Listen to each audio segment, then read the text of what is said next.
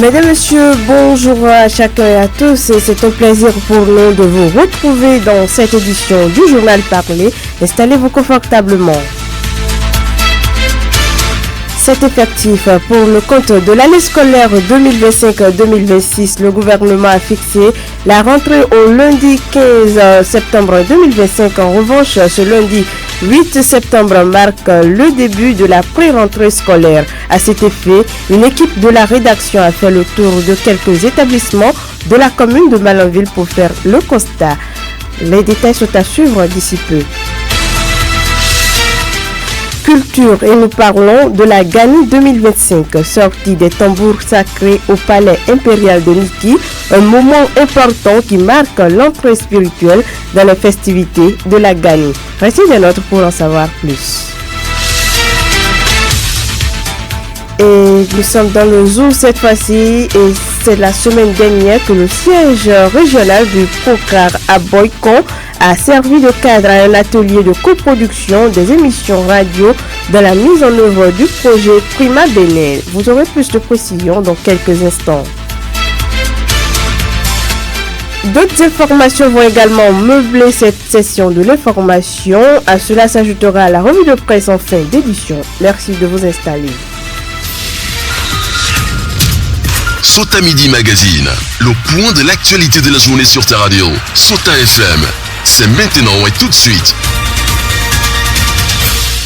Je venais de l'annoncer il y a quelques instants. La pré-rentrée a effectivement démarré ce lundi 8 septembre 2025 sur toute l'étendue du territoire national. Les écoles, collèges et lycées du Bénin s'apprêtent à rouvrir officiellement leurs portes à partir du lundi 15 septembre 2025. Plusieurs activités préparatoires se mènent déjà avec la présence au poste de tous les acteurs de l'éducation dans quelques établissements sillonnés ici à Malanville. Nous sommes au collège d'enseignement général de Malanville. Le constat est bien réel. Confirmation avec le directeur du dit collège, Oumounu Tama Bedari. La pré-rentrée consiste à préparer la rentrée. Elle a principalement deux étapes. L'assainissement du cadre qui va accueillir les élèves et les inscriptions. Donc au niveau déjà de l'assainissement du cadre, nous avons commencé déjà des travaux avant même la pré-rentrée en achetant de l'herbicide que nous avons passé pour pouvoir désherber. Donc même si ça n'a pas tout à fait pris, il y a des parties quand même qui sont favorables à la reprise. Donc le deuxième élément, les inscriptions. Nous avons les élèves de la 6e et les élèves de la seconde. Au niveau des élèves de la 6e, une liste nous a été envoyée par le primaire. La liste est affichée depuis une semaine. Chaque admis au CPE est autorisé à venir consulter. Une fois qu'il voit son nom ici, ça veut dire qu'il est classé au CG Malanville. S'il voit son nom à Wolo, ça veut dire qu'il est classé au CG Wolo. S'il ne voit pas son nom, ça veut dire qu'il n'est pas classé. Mais cela ne veut pas dire qu'il ne pourra pas venir au collège. Il peut venir. C'est le processus qui va changer. Ceux qui ont retrouvé leur nom ici, au niveau des filles, vous savez déjà, depuis des années, c'est le gouvernement qui prend en charge les 12 000 francs. Il y a une extension de la 6e jusqu'en terminale pour encourager le taux de scolarisation des filles. Au niveau des garçons, dès qu'il voit son nom, il va lui rester l'inscription. Ça veut dire la première étape est franchie. Il est classé ici. Il ira vers le comptable, il va verser 12 000 francs. C'est le règlement intérieur qui dit ça. Tout nouveau doit verser la contribution. Donc nous avons déjà confectionné les listes. Eux, ils ne verront pas leur nom. Il faut d'abord l'inscription. Dès qu'ils vont s'inscrire, on les met dans une classe. Et l'inscription consiste à payer les 12 000. Une fois que c'est fait, ça veut dire qu'il va retrouver sa classe. À l'instar du personnel administratif et des enseignants, les apprenants ont également répondu présents ce matin dans leurs établissements respectifs. Le directeur du CG Malanville est encore revenu sur les dispositions qui sont en train d'être prises pour le bon déroulement des cours. Ououmounou Tama Bedari, qu'on écoute. Notre souhait est que tous les parents soient sensibilisés pour qu'on ne perde pas du temps. La rentrée, c'est la rentrée. Ça veut dire que la rentrée, les cours commencent. Même si c'est 2 élèves que nous retrouvons dans la salle, nous commençons. Et ceux qui ne sont pas là doivent répondre. Ceux qui ont cours à 7 heures, les professeurs ont déjà leur emploi de temps. Nous allons aussi afficher les emplois de temps des classes, devant chaque classe, avec la liste. C'est ce travail-là que nous allons faire cette semaine. Les capacités d'accueil du collège, nous aurons 14 classes de 6e. Ça fait déjà l'effectif, ou bien le nombre de groupes pédagogiques d'autres collèges. 14 les 6e seulement. Tout l'aliment que vous voyez là, du premier module jusqu'au dernier là-bas, ce serait rien que les 6e. Donc cette année, on a reçu 678 Alors que l'année passée, le taux de passage dans les classes de 6e ne faisait pas 50%. Donc vous comprenez, ça veut dire que la moitié de ceux qui ont fait la 6e l'année passée reprennent, plus maintenant les 678 de cette année qui sont classés. On n'a pas mis ceux qui ne sont pas classés. Au niveau des 3e, nous serons aussi débordés. On va peut-être bientôt ouvrir une 5e, 3e. Oui, nous avons les salles de classe. Ce qui pourrait nous bloquer, qu'on n'a pas abordé, ce serait les mobiliers. Et de ce côté-là, nous allons d'abord dire merci au maire, parce que l'année passée, il a offert, je n'étais pas là, je crois, près de plus de 150 tables et bancs. Malgré ça, ça ne va pas suffire. Il semble qu'il y en a encore à la mairie, et la mairie est en train de faire tout pour que tous les collèges de la commune de Manaville puissent encore avoir un certain nombre. Nous sommes sûrs que nous ferons partie de ceux-là et nous ont promis. Au niveau des autorités, notre souhait est que le complément là soit là le plus tôt possible pour nous permettre de démarrer. Sinon, il y aura des élèves qui seront assis à 4. Ainsi, on a dit 14 classes de 6e. Notre souhait est que les enfants réussissent, ils sont reçus. Donc, il faut que nous les recevions ici. Donc, 14 classes de 6e. Si ça peut venir le plus tôt possible. Au détour d'une séance organisée pour analyser les résultats des années antérieures, le premier adjoint au maire a pris l'engagement au nom de la première autorité communale de faire le nécessaire pour un complément des tables et bancs et le directeur a profité pour évoquer ce qui pourrait bloquer souvent ces actions de la mairie. Il n'a pas manqué de remercier les personnes de bonne volonté. Écoutons-le. Le PAM a pris l'engagement au nom du maire, donc de tout faire d'abord pour le complément là, des tables et bancs, et voir dans quelle mesure au niveau de la mairie on peut apporter la même assistance que les autres mairies font. En vérité, notre problème ici, il semble que c'est purement technique. Il y a la volonté. Les autorités de la mairie ont la volonté, mais c'est un problème purement technique. Peut-être comment débloquer, c'est là. On ne sait pas si c'est au niveau du SE ou bien c'est à quel niveau, on ne sait pas. Nous, on leur a tout simplement demandé de copier les autres. Si votre voisin à côté, vous voyez comment il fait, parce que la mairie de Manaville a changé de statut. Leur intervention peut aller maintenant au-delà du primaire. Ça peut venir jusqu'au collège. Mais nous sommes sûrs qu'on aura l'assistance qu'il nous faut cette année. C'est l'occasion peut-être de remercier les mécènes. Beaucoup viennent en aide. Je ne vais pas citer de nom, mais je suis tenu de citer le nom parce que j'ai hérité de quelque chose. Ce qu'on m'a dit, je le connaissais déjà. Celui qui est plus fréquent, j'ai dit plus fréquent, hein, ça veut dire qu'ils sont nombreux. Et on m'a parlé de Mohamed Elouche.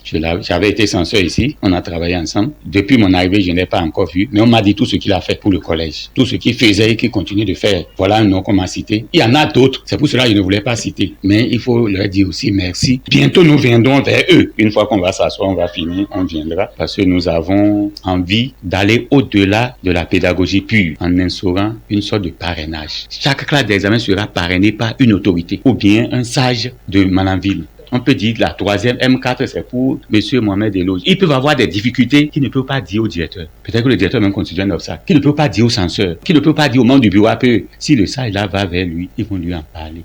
Occasion pour le premier responsable du CEG Malanville d'inviter chaque acteur du système éducatif à œuvrer pour une meilleure éducation des apprenants de la commune de Malanville. On écoute Ououmounou Tama Bédari. Au BPC, Manaville a donné le premier de la Liborie, la cité protestante. Au bac, Manaville a donné le premier de la série D. Mais nous sommes derniers quand on considère le pourcentage. Nous sommes derniers. Il y a des communes qui ont donné 89% au bac. La commune de Gorgounou, j'ai dit bac, 89%. Ça veut dire près de 90% toute la commune. C'est le maire même qui s'implique. Vous allez dire, je suis prêt. Je suis jeune. Je suis peul. Je connais la situation des peuls qui ne vont pas à l'école. Je suis prêt, je vais m'investir. Les mêmes choses. Ici aussi, il y a la volonté. Hein. Je vous ai dit que c'est un élément technique. Un petit élément technique. Si on débloque ça, c'est fini. Mais pour clôturer quand même, je ne sais pas si c'est l'occasion, nous aimerions organiser les états généraux de l'éducation de la commune de Manaville. Tous les acteurs de l'éducation, tous les cadres de Manaville, qu'ils soient à Cotonou, qu'ils soient en France, qu'ils soient aux États-Unis, ils vont venir s'asseoir. Qu'est-ce qu'on peut faire pour que l'éducation décolle à Manaville? On va faire des propositions, chacun va dire ce qu'il pense, on va critiquer là où ça ne va pas, et ensemble on va faire des recommandations qu'on va suivre. Karim Maman l'a fait l'année passée. Si Karim Maman a pu faire ça, pourquoi pas Manaville? Nous pouvons le faire nous aussi. Du secondaire, nous sommes au primaire où le constat est identique. L'heure est à l'inscription et aux autres formalités également. Nous sommes au niveau d'une école primaire privée de la commune de Malanville où les apprenants et les instituteurs se prêtent à l'exercice de nettoyage. Je vous invite à suivre les propos de Honorine Novidé, directrice d'une école privée de la place. Ce matin, tous les enseignants sont déjà là. Les classes sont ouvertes. Nous avons quelques apprenants qui essaient de faire ce qu'ils peuvent par rapport à la mise au propre des salles de classe. Bon, il y a plusieurs activités. Hein. Il y a également le conseil des maîtres que nous allons tenir demain par la grâce de Dieu. Et le mercredi, il y a la journée pédagogique. Donc, nous sommes invités au niveau du public là-bas. Donc, nous allons partager ensemble la journée de réflexion le mercredi avec ceux du public. Bon, nous demandons aux parents de sortir massivement, inscrire les enfants, puisque c'est le moment de ne pas attendre le 15. De ne pas attendre le 15. Déjà le 15, les activités doivent démarrer dans les salles de classe. Donc, ils n'attendent pas le dernier moment pour venir inscrire les enfants. Et aux apprenants d'être prêts pour le 15. Ils doivent savoir que le 15, ils doivent noter quelque chose dans leur cahier. Ne pas venir les bras ballants. Les fournitures doivent être déjà au complet pour démarrer les activités. Les enseignants savent déjà ce qu'ils doivent faire, puisque les fournitures sont déjà là à leur niveau. Donc, chaque enseignant sait déjà ce qu'il a à faire pour que le lundi, il n'y ait pas de raté. D'une note éducation, nous sommes en note culture édition 2025 de la Gani à Niki. La cité des Wasangari a vibré au rythme des festivités. Samedi 6 septembre 2025, plusieurs manifestations ont eu lieu au cours de cette fête à Niki. Alidou Orubaru s'est intéressé au parcours rituel de l'édition de cette année. Suivez son reportage.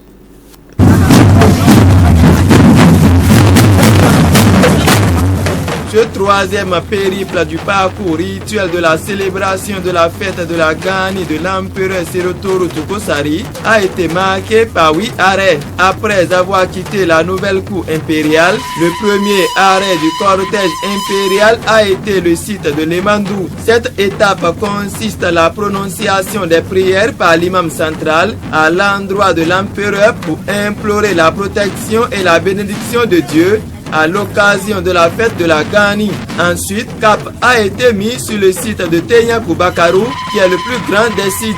De là, la délégation impériale s'est rendue à Dakiru, où se trouvent les tombeaux de la fille Bakedoué et du fils Sirubetete du premier empereur Simedovidia. Le quatrième site sacré parcouru est celui de Batiaru, où repose le puissant prince Faru Yerima. Le palais royal de Danri, devenu musée historique de Niki, qui est le cinquième site sacré, est le quartier de la dynastie des Lafiaru, où se trouvent les tombeaux des empereurs de cette dynastie, dont le dernier à y être enterré fut l'empereur Sabinena III, qui a rejoint ses ancêtres le 15 octobre 2022. Les sites de l'ancienne cour impériale et celui de Bankwilu, où repose Pegunu Kabauko, ont été visités par le Sinaboko. Après ces deux sites sacrés, direction le nouveau palais impérial situé au quartier d'Henri, devenu le 8e site sacré. À cette étape, l'empereur Serotoru Tukosari s'est présenté devant les tambours sacrés, histoire de prendre de la puissance à travers les tambours et trompettes. C'est après cet exercice que l'empereur s'est retourné au palais pour la toilette rituelle. Contrairement aux années antérieures, le passage du Sinaboko devant les tambours sacrés est passé de 2 à 1 tour en raison du nouvel itinéraire du parcours rituel. Soulignons que les prières dites dans ces différents sites sacrés par l'empereur Serotoru Tukosari sont accompagnées de l'eau et de la cola, symbole de bénédiction et de paix, dans une tasse en cuivre dans laquelle l'empereur prononce ses prières et bénédictions. Mesdames et messieurs, ce journal se poursuit et nous prenons une courte pause. Sota Info Midi, le point de l'actualité sur ta radio. Ainsi s'installe la deuxième partie de cette session informative. Ils ne sont pas du tout d'accord avec les responsables syndicaux après leur récente sortie. Il s'agit des conducteurs de taxi-moto, communément appelés Kabu-Kabu ici à Malanville. La raison, ils contestent l'affirmation de leurs responsables syndicaux selon laquelle les droits de taxi perçus chaque année servent à la construction d'écoles et l'aménagement des routes secondaires de la ville. Une allégation qui fâche plutôt fortement ces conducteurs dans leur secteur d'activité. Reçus dans une émission matinale de la radio, ils ont tenu à donner leur part de vérité. Suivez pour plus d'explications Anas Traoré, conducteur de taxi-moto Kabu-Kabu. Je ne suis pas d'accord avec nos syndicalistes. Ils sont là pour nous, ils ne sont pas là pour la mairie. La fois passée, ce qu'ils sont venus dire ici, c'est pas à eux de nous dire ça. C'est-à-dire qu'ils sont là en tant que syndicat de Kabu Kabu. Mais nous constatons que normalement, étant un syndicat, c'est quoi? C'est de défendre l'intérêt des travailleurs. Ceux-là, ils ne sont pas là pour nous défendre. Je le dis parce que la fois passée, ils ont dit que l'argent que nous cotisons, c'est pour arranger les routes et construire les bâtiments d'école. Maintenant, est-ce que c'est à nous de construire les bâtiments d'école? Non, mais on contribue, mais on ne voit pas ça. Puisque quand on dit c'est telle personne qui a fait, une fois qu'on finit de faire le projet, on écrit financement de telle personne. Mais on n'a jamais vu où ils ont fait. Ils ont dit bon, c'est là les Kabu Kabu qui ont fait ça là. On n'a jamais vu ça. Les Kabu Kabu n'aiment pas porter les maillots parce que nos responsables eux-mêmes, en question, surtout ceux qu'on nous envoie nous arrêter, eux-mêmes ne portent pas les maillots. Maintenant, toi, un père de famille, tu ne fais pas le bien, tu demandes à tes enfants de faire le bien. Il faut s'arranger soi-même d'abord. C'est quand ils veulent faire la patrouille, ils portent des maillots pour nous attaquer. Maintenant, cela prouve quoi? Que c'est quand ils veulent sortir. Il faut être un exemple d'abord avant de corriger ceux de derrière. Maintenant, vous-même, c'est vous-même qui semez le désordre et vous voulez que nous nous mettons de l'ordre? Non, jamais. Ça ne peut pas se faire. Normalement, quand ils voient la mairie et qu'ils attendent des informations, c'est normalement à eux de revenir vers nous. Puisque c'est nous qui sommes sur le terrain, c'est nous qui rencontrons des difficultés. C'est à eux de venir nous voir. La mairie a dit tel.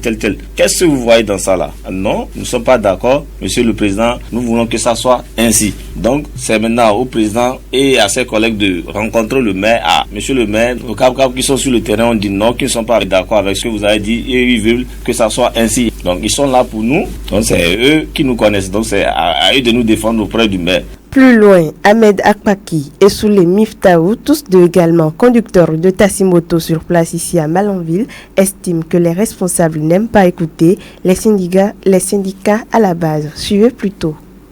Nos syndicats, au fait, ils ne sont pas nos ennemis, au fait. Mais ils n'arrivent pas à satisfaire nos besoins. Et puis, ils ne nous écoutent pas sur tout ça. Voilà, je l'ai dit parce que il y a de cela, ça ne fait même pas un an, quand ils ont changé notre numéro d'immatriculation à 15 000 francs. Maintenant, il y a une caution qu'on donne par année, 5 000 francs. Mais nous sommes au début de septembre, l'année n'est même pas encore terminée. Bien vrai, ce n'est pas à la fin d'année, il faut payer, mais ils ne nous écoutent pas. Même si tu les expliques que non, qu'on va venir vous régler, ils préfèrent venir nous attaquer et dire que non, payer forcé. Alors, ce n'est pas qu'on a refusé de ne pas payer. L'autre fois, ils étaient venus attaquer une équipe comme ça. Et ils ont un ticket, le ticket qu'ils distribuaient. Mais le ticket n'a pas circulé dans tous les groupes de Kabu Kabu. Puisque ce n'est pas tous les Kabu Kabu aussi qui ont les sièges ou restés. Ici, dans la commune de Malanville, il y a plusieurs choses qui se passent et que nous n'avons pas qui va sortir nous sauver. Par exemple, dans la même année, ils nous ont obligés, ils nous ont forcés. On a passé des sommes à 15 000 francs et ils nous ont donné des maillots, un faux tissu. Après les 15 000 francs, maintenant, après avoir nous donné tissu, après 6 mois, ils nous ont fait sortir un ticket. Chaque jeudi, on nous vend ça au niveau des syndicats de Bodikari pour aller à Guinée. Maintenant, ça n'a pas fait 3 mois. La dernière fois, ils nous ont attaqué au niveau du Mokassa. Ils ont dit de venir payer l'argent de fin d'année. C'est là, on ne s'est pas entendu. Oh, ce qu'ils sont en train de dire, nos syndicalistes, c'est pas ça la mairie a dit. S'adressant à tous les acteurs susceptibles de les aider à trouver un consensus, ils ont profité de l'occasion pour appeler à un dialogue constructif dans la commune. Extrait de leurs propos. Il faut que les syndicalistes nous écoutent pour qu'on puisse travailler main dans la main afin de aboutir à un résultat qui va donner de bons fruits. Donc, ils sont là pour nous, nous sommes là pour eux. S'ils vont à la mairie, ils n'ont qu'à nous défendre et non venir défendre la mairie envers nous. La faute, c'est à nos présidents. Quand ils disent non à la mairie, si nous on dit non et qu'ils disent non là, ce qu'on veut, la mairie va forcément nous suivre. Nous, on ne sait pas si tout quelque chose envers la mairie et ils ne veulent pas nous écouter. Là, nous allons toujours gérer mal la commune. Mot de fin, nous demandons à tous citoyens dans la commune de Malanville, que ce soit dans le secteur du tricycle et les agents de la mairie, de nous aider. Nous allons travailler la main dans la main ensemble pour le développement de notre chère commune. C'est mon message. J'espère que ce matin on a été clair avec nos syndicats s'ils sont en écoute.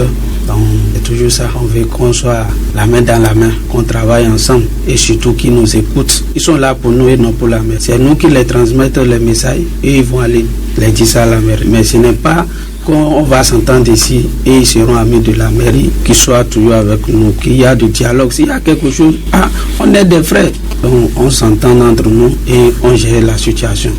Ce rendez-vous informatif se poursuit. Les thématiques genre, jeunes et nutrition étaient l'objet d'un atelier de coproduction des émissions radio au siège régional du programme cadre des interventions du FIDA Procar à Boycon. Cette activité a réuni plusieurs journalistes des radios partenaires de ce programme dans le cadre de la mise en œuvre du projet Prima Bénin pendant 4 jours. Plusieurs productions ont été réalisées également. L'objectif est de toucher un grand nombre de populations à travers ces émissions. David Labo y était. Voici son reportage. Sur les thématiques genre, jeunes, nutrition, qui nous permet de faire le bilan. Ils sont très nombreux, ces journalistes des radios partenaires du programme cadre des interventions du FIDA Procar à participer à un atelier de coproduction des émissions organisées dans le cadre du projet Prima Bénin. Ce programme vise la construction des marchés agricoles dans plusieurs communes du Bénin afin de faciliter la commercialisation des produits des producteurs locaux. Pendant 4 jours de travaux, plusieurs thématiques ont été abordées, notamment celles liées aux gens, à la jeunesse, à la nutrition. Mariam Diane Touré, responsable à la composante gens jeunes et nutrition du projet Prima. Je tiens à vous remercier pour votre présence effective et très active à notre atelier de coproduction sur les thématiques gens, jeunes, nutrition, qui nous permet de faire le bilan des interventions du Prima en matière de prise en compte du genre et des aspects nutritionnels dans ces interventions. Aussi, cet atelier nous a permis d'avoir des éléments aussi pour faire des sensibilisations sur les thématiques masculinité positive, qui est une thématique nouvelle, et puis la production de la farine infantile à haute densité nutritionnelle. Je tiens à remercier tout un chacun pour la participation très très active. Je fais un coucou spécial aux consultants, aux personnes ressources qui sont restés avec nous depuis la préparation de l'atelier là jusqu'à l'aboutissement des travaux. Je ne doute point sur l'engagement des radios partenaires pour accompagner le Prima dans la visibilité et de ses actions et surtout les actions qui sont sensibles aux gens et à la nutrition. Pour sa part, la responsable suivi-évaluation du projet Prima se réjouit des résultats déjà enregistrés, affirmant que les objectifs fixés sont en grande partie atteints. Ghislaine Makondi. Tous ces jours de travaux qu'on a passés ensemble ont quand même vraiment pu asseoir un certain nombre de concepts, surtout les concepts nouveaux comme la masculinité positive. Et il y a les émissions qui ont été tournées. Dès que on aura les programmes de diffusion, on pourra en fait partager avec les bénéficiaires pour qu'ils puissent en fait aussi relayer dans leurs différents forums que on ait vraiment l'objectif qui est souhaité en fait derrière ces émissions, c'est que plus de personnes puissent écouter et puissent être touchées par tout ce que nous faisons. Je tiens vraiment une fois de plus à nous remercier, à nous souhaiter bon retour dans nos familles respectives et que tout ce que nous avons eu à dire, à faire au cours de ces 4 jours de travaux, qu'on puisse vraiment en fait repartir avec de nouvelles connaissances et partager avec nos proches. Démarré le lundi 2 septembre 2025, cet atelier a pris fin le vendredi 5 septembre 2025 après avoir permis aux professionnels des médias de renforcer leurs capacités pour mieux relayer les actions du projet Prima auprès des populations. Merci à vous, David Labo. Derrière vous, nous installons la revue de presse de Lukman Woroutiou. Suivez la revue de presse sur Souta FM. Amis de la plume et du papier, mesdames, messieurs, bonjour. Nouveau jour, nouvelle semaine avec de nouvelles actualités. Ce lundi, démarrons avec la politique. Les journaux s'intéressent plus à la présidentielle de 2026. Fraternité ne passe pas sous silence les événements du moment. Mouvance en ordre de bataille, l'opposition en rang dispersé. Titre en manchette le journal. Le mouvement populaire de libération MPL s'est retiré vendredi dernier du cadre de concertation de l'opposition l'opposition. De son côté, la force courue pour un Bénin émergent à ce même jour, rapporte la publication, signé un accord de gouvernance avec l'Union progressiste Le Renouveau. Résultat, les démocrates avancent en solitaire pour aborder les échéances électorales de 2026, déduit le quotidien de Ménotin qui présente la physionomie d'une opposition éparpillée face à une mouvance plus que jamais soudée. Par exemple, rapporte Diakwata, après l'Union progressiste Le Renouveau, la force courue pour un Bénin émergent signe un accord de gouvernance aujourd'hui avec le bloc républicain. Le matinal confirme l'information et revient sur cette rencontre vendredi 5 septembre dernier entre tenants de la FCB et de l'UPR. Selon les informations du journal, les deux partis politiques sont parvenus à un consensus pour les accords de gouvernance et de législature. Les modalités pratiques seront consignées dans les documents qui seront paraphés par les partis politiques, annonce mon confrère qui précise que la signature interviendra un peu plus tard. Pour le journal Nassera, c'est de la tricherie grandeur nature au cœur des réformes du système partisan. La réforme du système partisan qui a été pensée et votée par le pouvoir de Cotonou révèle bien aux yeux de mon confrère les incongruités aussi surprenantes. Et enfin, les FCB jettent le masque, s'écrit en manchette le canard qui confie que des députés et conseillers Union progressiste, Le Renouveau et Bloc républicain ont boudé ce mariage que le journal qualifie de cynique. Par ailleurs, la publication évoque la candidature de Romiadou Wadaï. Romiadou Wadaï, porte-étendard de la mouvance, il n'est pas membre du bloc républicain, un aveu que le journal juge de glaçant. Assez interrogateur, le journal Nassera place la réforme du système partisan au scanner et se demande en titre tout ça pour ça. En tout cas, informe la boussole, pour la présidentielle de 2026, Ouida invoque les mannes des ancêtres pour la victoire de Romiadou Wadaï.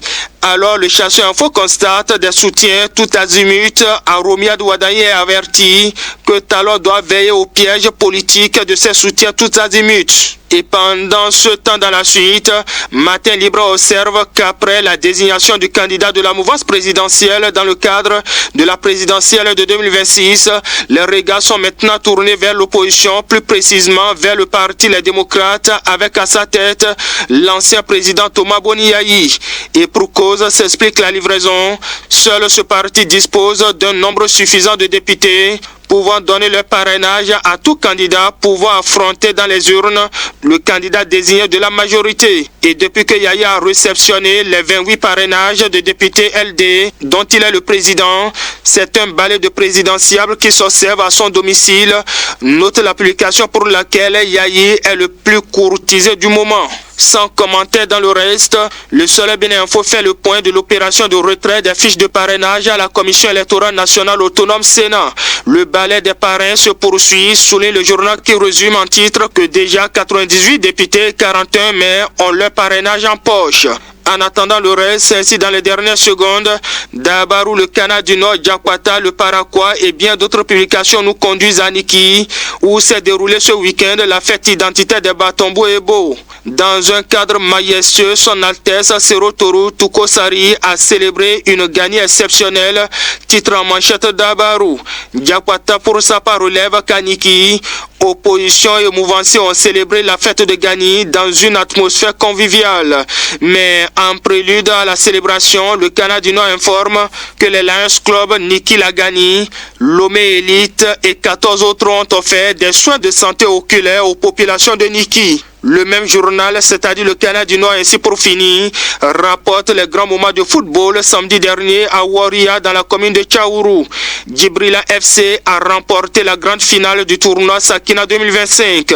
Joël Domagui, chef de l'arrondissement de Tchatchou, est la cheville ouvrière de cette compétition de brassage et de sensibilisation de la jeunesse. Dabarou n'en dira pas le contraire lorsqu'il écrit en titre que Joël Domagui gagne le pari d'une organisation mémorable. Les autres détails à lire dans les colonnes des publications. Quant à nous, mesdames et messieurs, on s'arrête ici dans l'espoir de nous retrouver demain pour un autre rendez-vous. Fin de cette revue. Merci de m'avoir suivi. À demain. C'était la revue de presse sur Sota FM.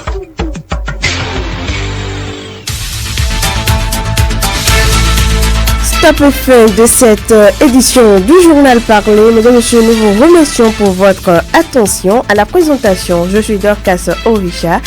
Aboubakar Doko a assuré la partie technique. Excellente semaine à chacun et à tous. C'était Sota Midi Magazine, le rendez-vous informatif de la mi-journée sur Sota FM, la radio de l'espoir.